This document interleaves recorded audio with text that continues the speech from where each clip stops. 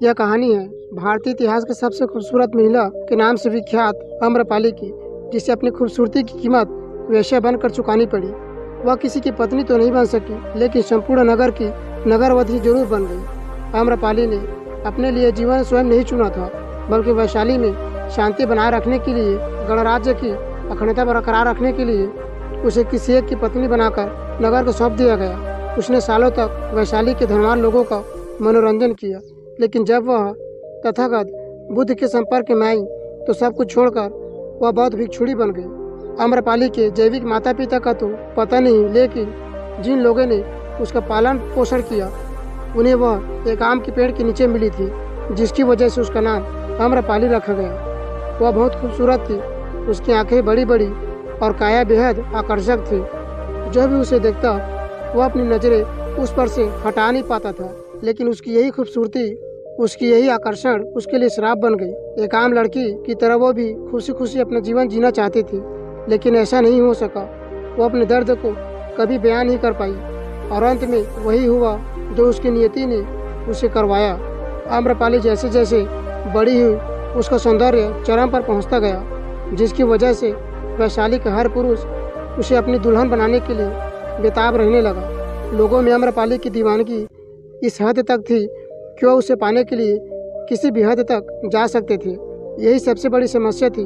आम्रपाली के माता पिता जानते थे कि आम्रपाली को जिसको भी सौंपा गया तो बाकी के लोग उनके दुश्मन बन जाएंगे और वैशाली में खून की नदियाँ बह जाएंगी, इसलिए वह किसी भी नतीजे पर नहीं पहुंच पाते थे। इसी समस्या का हल खोजने के लिए एक दिन वैशाली में सभा का आयोजन हुआ। इस सभा में मौजूद सभी पुरुष आम्रपाली से विवाह करना चाहते थे, जिसकी वजह से कोई निर्णय ले पाना मुश्किल हो गया था।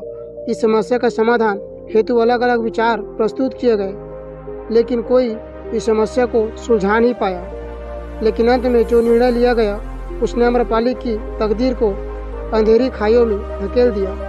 सर्वसम्मति के साथ आम्रपाली को नगर वधू यानी वेश्या घोषित कर दिया गया। ऐसा इसलिए किया गया क्योंकि सभी जन वैशाली के गणतंत्र को बचाकर रखना चाहते थे, लेकिन अगर आम्रपाली को किसी एक को सौंप दिया गया तो इससे एकता खंडित हो जाएगी।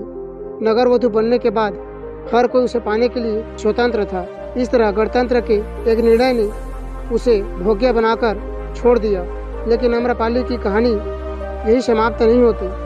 आम्रपाली नगर वधू बनकर सालों तक वैशाली के लोगों का मनोरंजन करती रहती, लेकिन जब एक दिन वो भगवान बुद्ध के संपर्क में आती है तो सब कुछ छोड़कर बौद्ध भिक्षुणी बन गई। एक दिन बुद्ध अपने एक प्रवास में वैशाली आए। कहते हैं कि उनके साथ सैकड़ों शिष्य भी हमेशा साथ रहते थे। सभी शिष्य प्रतिदिन वैशाली की गलियों में भिक्षा मांगने जाते थे। वैशाली में ही आम्रपाली के महल थी। वह वैशाली की सबसे सुंदर स्त्री और नगर वधू थी। वह वैशाली राज्य के राजा, राजकुमारों और सबसे धनी और शक्तिशाली व्यक्तियों का मनोरंजन करती थी।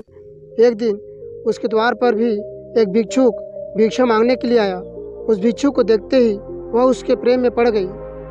वह प्रतिदिन राजा राजकुमारों को देखती थी, पर मात्र एक भिक्षा पात्र के लिए उस भिक्षुक में उसे अनुपम गरिमा और सौंदर्य दिखाई दिया।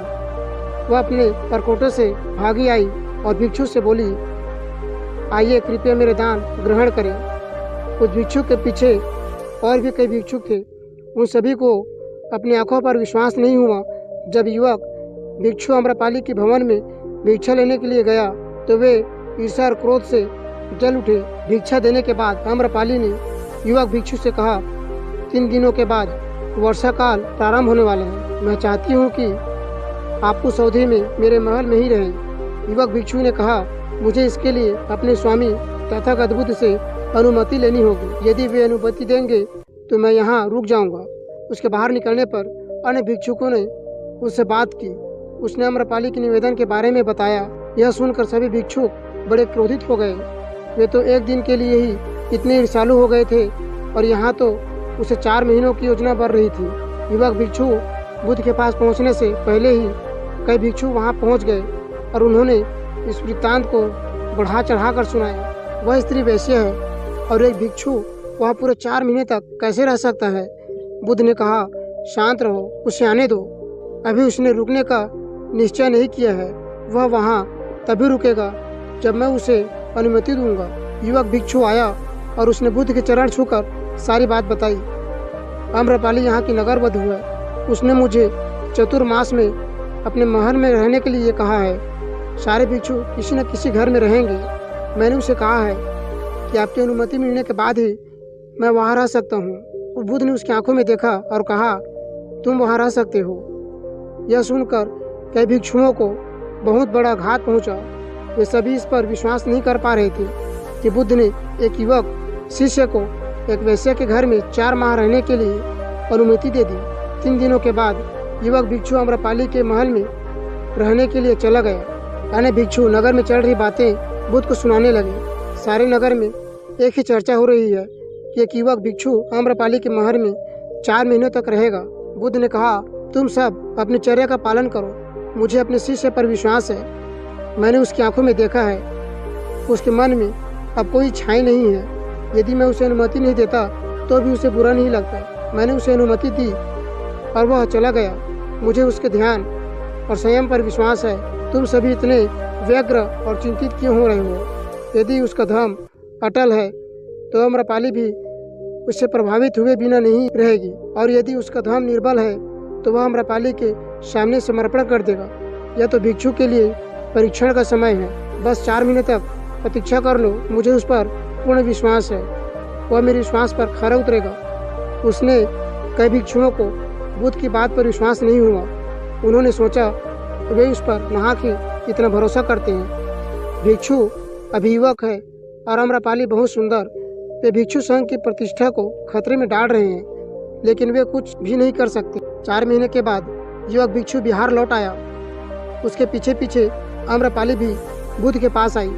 आम्रपाली ने बुद्ध से भिक्षुणी संघ में प्रवेश देने की आज्ञा मांगी। उसने कहा, मैंने आपके भिक्षु को अपनी ओर खींचने के हर संभव प्रयास किए, पर मैं हार गई। उसके आचरण ने मुझे यह मानने पर विवश कर दिया कि आपके चरणों में ही सत्य है और मुक्ति का मार्ग है। मैं अपनी समस्त संपदा भिक्षु संघ के लिए दान में देती हूँ। आम्रपाली के महल और उपवनों को चतुर्मास में सभी भिक्षुओं के रहने के लिए उपयोग में दिया जाने लगा। आगे चलकर वह बुद्ध संघ में सबसे प्रतिष्ठित भिक्षुणियों में से एक बन गई। तो दोस्तों, आशा करता हूँ कि आज का वीडियो आपको बहुत अच्छा लगा होगा, और अभी तक हमारे YouTube चैनल को सब्सक्राइब नहीं किए होंगे तो सब्सक्राइब बटन पर क्लिक करके बेल आइकन को दबा देना, ताकि ऐसे ही इंटरेस्टिंग भरा वीडियो की नोटिफिकेशन सबसे पहले आपके पास पहुँचे। साथ ही एक प्यारा सा लाइक और कमेंट कर देना, और मिलते हैं कुछ ऐसी इंटरेस्टिंग वीडियो के साथ। तब तक के लिए जय हिंद।